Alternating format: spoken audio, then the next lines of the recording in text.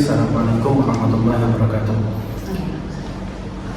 Kali ini kita ada di podcast SMA Mandolulu.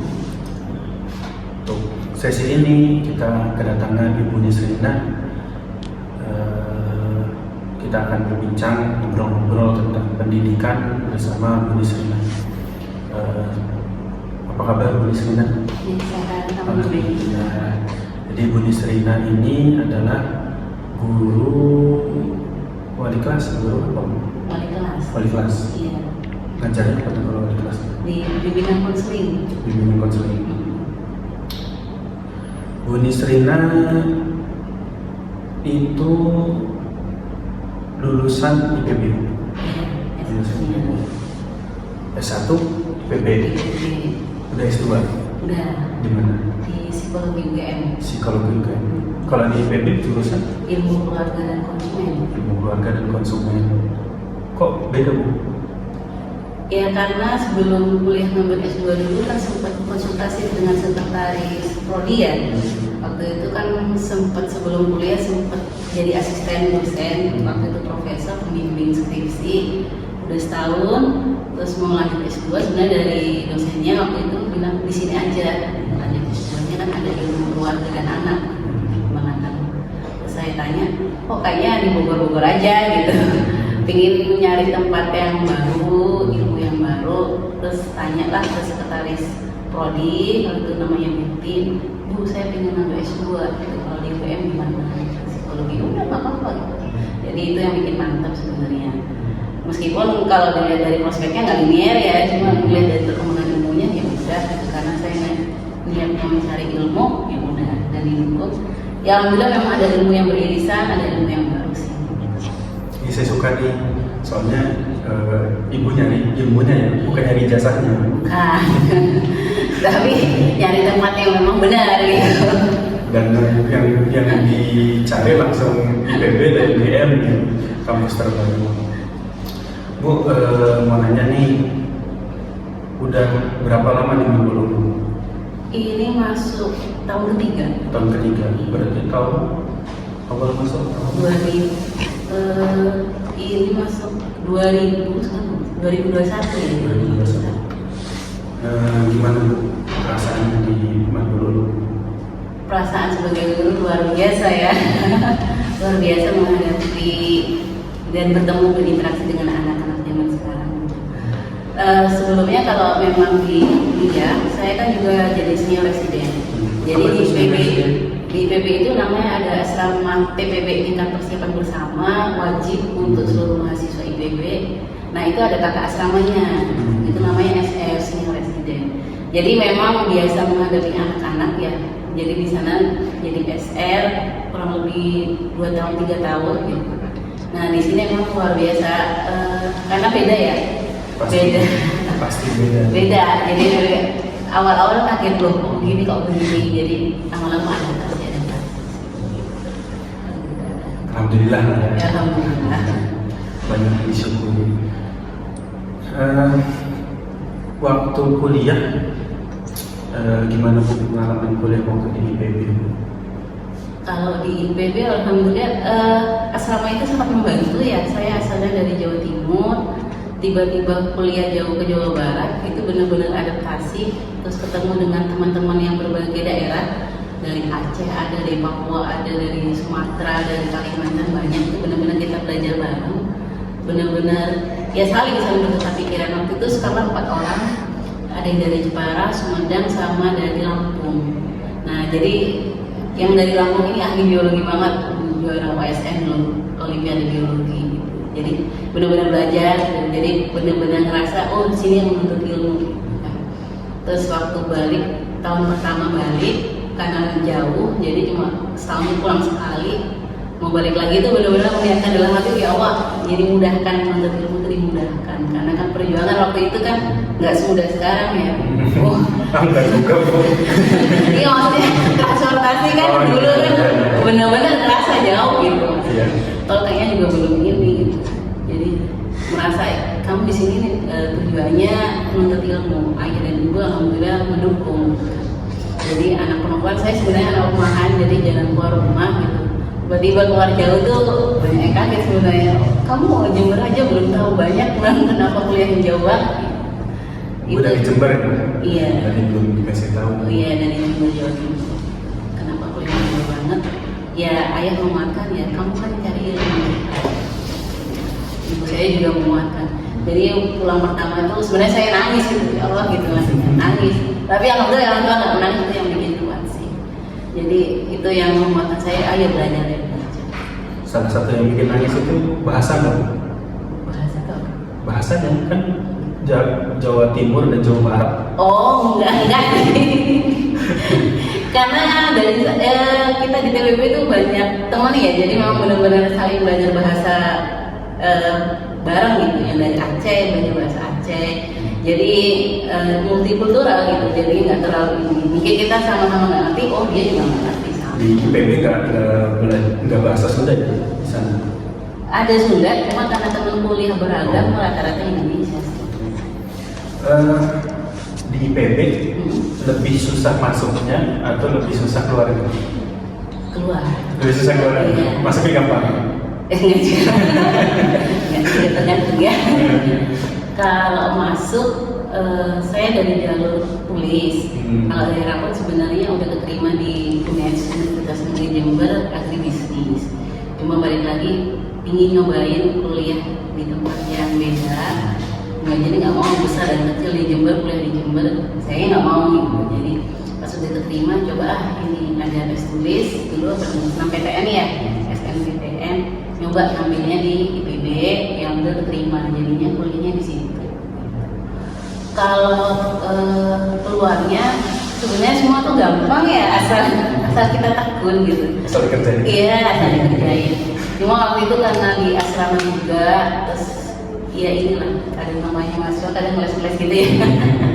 Insya Allah bisa, insya Allah mudah, tapi memang harus fokus gitu. Dulu karena masih kebelah-belah ininya pikirannya. Tapi alhamdulillah namanya kita kan melihat teman tuh ini ya saling menguatkan ya. Jadi teman ayo bareng gitu kan. Jadi, teman sekarang perjuangan tuh ada yang sekarang jadi dosen di UIN Lampung, itu yang bareng-bareng banget tuh. Dulu S2-nya dia di Taiwan gitu kan. Ayo bareng gitu kan. Jadi kita buktikan bahwa aktivis itu juga bisa gitu kan, juga bisa lulus dengan baik, bisa lulus dengan. Emang aktivis di apa Bu? Saya dulu di LDK, LDK. Lembaga Dakwah Kampus Aulia, itu di bagian bimbingan remaja dan anak-anak di RENA. Kalau sekarang kayak TPA kali ya. Jadi di tiap weekend tuh ada kegiatan itunya, ngajar anak-anaknya, kemudian ikut di senior resident. Jadi senior resident itu karena dia wajib untuk seluruh siswa TPB, itu ada sekitar 6 asrama, itu 5.000 siswa kurang lebih. Jadi memang kegiatannya di situ semua. Kita ada ngaji di rumah, ada ngaji lorong, ada pembinaan rohani gitu ya. Terus kita ada kegiatan bulanan, terus banyak ada ceramah seminar yang wajib. Jadi memang di situ mengasah ininya bareng-bareng anak-anak siswa. Nah, jadi aktivis juga bisa lulus dengan normal. Ya, Berapa semester nih Bu cerita dulu? Saya berarti 4 ya? 4 tahun. 4 tahun. Normal dong. Di bawah 2 digit, masih 1 digit itu semesternya. Oh iya. Kalau zaman sekarang kan lulus di bawah 2 digit itu, 1 digit itu prestasi katanya kayak gitu katanya zaman sekarang. Berarti ibu itu sebelum masuk IPB itu memang pilihannya cuma 2, UNED dan IPB. Enggak, karena kalau yang dari rapor memang saya daftarnya ke UNED. Kalau dari tulis saya daftarnya ke Bogor, ke Surabaya sama Malang. Surabaya apa? Saya ngambilnya waktu itu UNED. Terus Unibraw. Jurusannya sama, semua sama. Enggak, beda. Kalau yang di IPB memang cuma ada, ini ilmu keluarga dan konsumen ini cuma satu-satunya di Indonesia. Cuma ada di IPB, sama ada di Malaysia. Jadi memang jurusan yang sedikit ya di Indonesia cuma ada di IPB. Jadi kalau kita berkiblatnya ke Amerika, family studies, jadi pembelajaran keluarga itu ada. Jadi kalau di barat tuh ada jadi khusus untuk belajar Apa sih? Apa sih? Pembelajaran Keluarga dan konsumen. konsumen itu apa? Jadi belajar kalau di materinya ya misalnya ada tentang gender, ada tentang bagaimana peran manajemen keuangan keluarga, ada konsumen itu ada riset konsumen, ada tentang keuangan juga. Jadi banyak. Jadi Yang dipelajari itu pengembangan anak juga ada. untuk mengurus keluarga atau untuk apa? Nah kalau arahan dari kita itu sebenarnya jurusan itu lebih kalau sekarang tuh ke BKKBN. Jadi ke penyuluh keluarga. Jadi di sana kalau bagian konsumennya perusahaan. Jadi riset konsumen itu memang diarahkan ke perusahaan. Iya, tapi ilmu yang dikaji itu memang tentang keluarga itu sendiri. Iya. Khusus keluarga. Keluarga itu kan berarti ada perkembangan anak, ada Iya. perkembangan manusianya. Iya. Jadi kenapa beririsan dengan psikologi ya karena memang Mempelajari tentang manusia iya, itu sendiri. karena mempelajari manusia. Peran manusia sebagai keluarga, Iya. peran manusia sebagai kepala rumah tangga, Iya. peran manusia sebagai anak. Iya. Kalau konsumennya apa? Ada yang saya tidak paham di sini. Kenapa Konsumen. beririsan dengan konsumen gitu Iya. keluarganya? Karena keluarga itu juga konsumen. Jadi kenapa kita belajar sebagai konsumen? Karena sejatinya keluarga itu kan konsumen juga. Ayah membelanjakan untuk anak, Oh, juga gitu. kan konsumen. Jadi biar sadar sih keluarga sebagai konsumen itu misalnya beli barang tuh gimana, segala macam apa yang harus dilihat. Jadi sekarang kalau saya beli barang itu pasti lihat komposisi itu juga. Oh. Komposisinya ini, terus hal-hal yang kadang nggak disadarin orang ya ketika belanja. Jadi label segala macam, terus pemasaran itu juga dipelajari kita, pemasaran produk. Jadi memang karena manusia itu kompleks ya, Ya, sebagai ya. individu, sebagai keluarga, dan ketika kita berhubungan dengan orang lain kan juga kita kadang sebagai konsumen juga kan. Jadi biar kita belajar lah jadi semua lingkup itu belajar. Jadi itu membantu banget. Membantu sih, itu ilmu aplikasi banget saya rasa. Di rumah tangga ini juga diaplikasikan ya. Aplikasi banget. Jadi kadang pelajaran konsumen itu kayak waktu itu apa? Pemasaran ya. Kenapa namanya ada produk namanya Oreo, kenapa ada namanya Rodeo gitu. Terus produk, oh ini tujuannya ini. Terus belajar hal-hal itu kadang oh itu menarik ya. Hal-hal yang nggak umum ya, tapi memang itu aplikasi sebenarnya. Jadi biar konsumen itu sadar. Jadi kan ada kayak apa? Kesadaran konsumen itu meningkat lah. Jadi nggak mudah ditipu segala macam gitu. Oke, kayaknya sih ceritanya tentang IPB masih banyak banget kan. Tapi kita skip dulu deh untuk IPB. Saya penasaran sama UGM-nya nih. Saya masyarakat Jogja juga, pernah jadi masyarakat Jogja dan pernah pengen juga jadi mahasiswa UGM. Gimana sih serunya waktu UGM kemarin itu? Seru banget. Yang saya rasakan dari UGM itu nuansa belajarnya beda. Nuansa belajarnya beda. Yap. Kalau perpus saya waktu itu Bahkan bukan hanya UGM, Jogjanya se-Jogjanya itu Jogjanya nuansa belajarnya beda. khususnya aja nuansanya beda. Saya rasakan di Bandung S1 nuansanya beda. Jadi kalau masuk ke perpus UGM itu luar biasa besar ya perpusnya. Dan itu banyak semua orang tuh belajar gitu.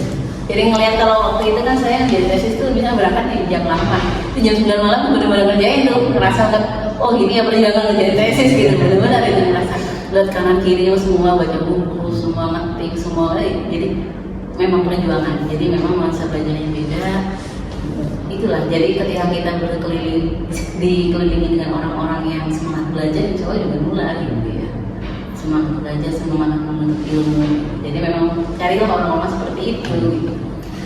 Berarti kalau saya di Manborulung ini khususnya SMA Manborulung pengen bikin perpus yang kalau bahasa sombongnya saya itu baru bisa dikatakan perpus itu kalau bukunya sudah senilai 100 juta dan bagi saya peradaban itu dimulai dari perpustakaan Indonesia. Setuju nggak? Setuju. Kenapa setuju? Karena kalau dari buku itu kan pikiran dari penulis itu kan lebih kompleks ya, maksudnya lebih bisa dibacanya lebih pelan-pelan dibandingkan kita dengan online segala macam itu kan ada sepotong-potong. Jadi kalau di buku itu kenapa lebih bagus, lebih penting? Karena di situ kita bisa menelaah pikiran dari penulis itu sepenuhnya, gitu. Jadi nggak sepotong-potong, mudah di-compare juga.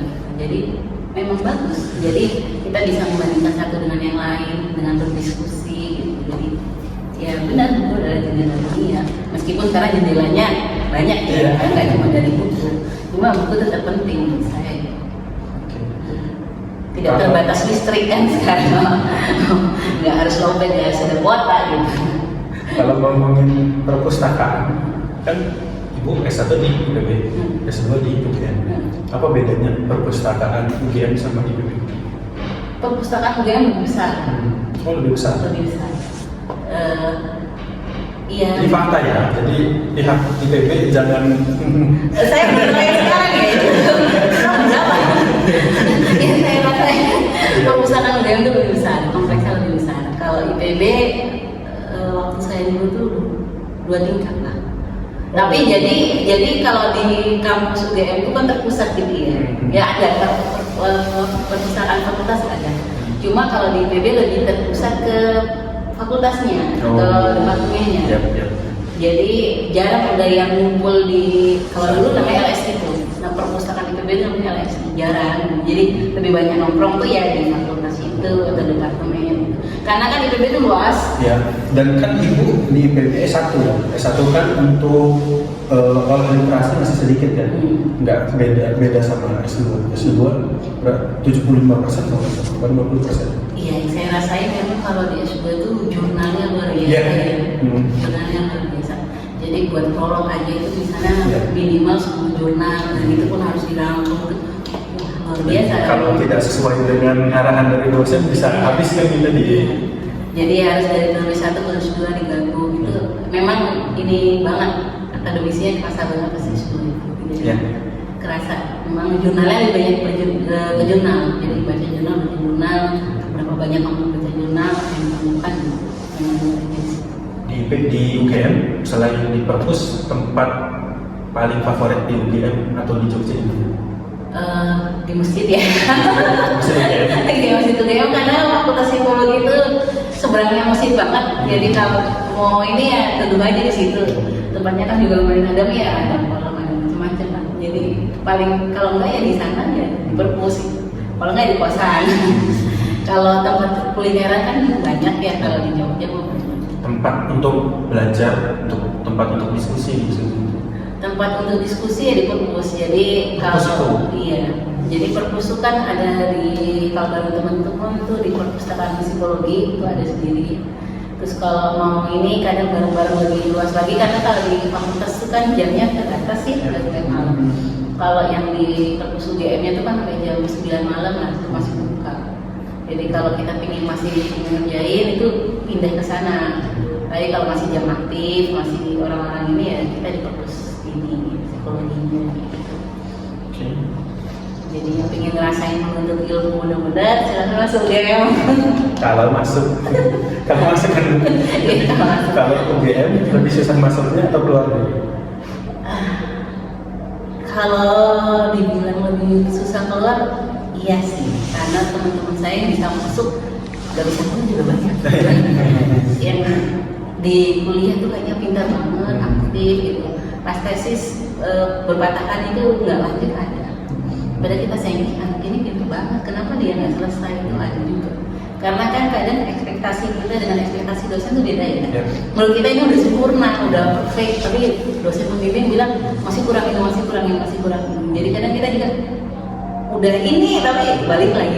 Jadi itulah harus semangat lah. Harus semangat dan harus ya kita di sini memang harus selesaikan apa yang sudah dimulai. Makanya saya pikir harus selesai. Jadi alhamdulillah waktu itu suami udah nikah kan waktu itu. Oh udah nikah. Udah nikah. Udah punya anak belum? Saya nikah tengah belajar. Oh jadi belum punya anak ya? Belum punya anak. Tapi pas menjadi tesis itu udah lahiran. Udah anak kedua. Jadi saya hamil anak kedua. Jadi pas anak pertama hamil kan ada 2 tahun itu kan 1 tahun belajar, 1 tahun itu ngerjain tesis. Jadi pas anak pertama itu saya ngambil cuti setahun, udah ini. Nah di UGM itu cutinya dibatasin juga. Jadi nggak bisa kita cuti berlama-lama, itu nggak bisa. Karena kan Kelamaan cuti deh. iya. Jadi nggak bisa. Jadi maksimal cuti itu cuma setahun. Jadi karena dosen pembimbing itu punya banyak anak bimbingan ya. Jadi mereka dikejar target juga. Jadi kalau di univ lain mungkin ya udah kamu mau cuti berapa lama nggak apa-apa, kalau di UGM nggak bisa. Jadi dikejar setahun aku harus lanjut lagi nih biar selesai. Abis itu hamil anak kedua. Jadi hamil anak kedua itu benar-benar perjuangan tuh. Jadi dosennya, saya harus udah melahirkan gue harus selesai nih. Jadi ngebantuin banget dosennya, alhamdulillah. Bener ya, anak itu penyemangat. Nah itu penyemangat. Suami juga. Jadi udah sampai mana lu tidak suami dibanding dosen. Oke.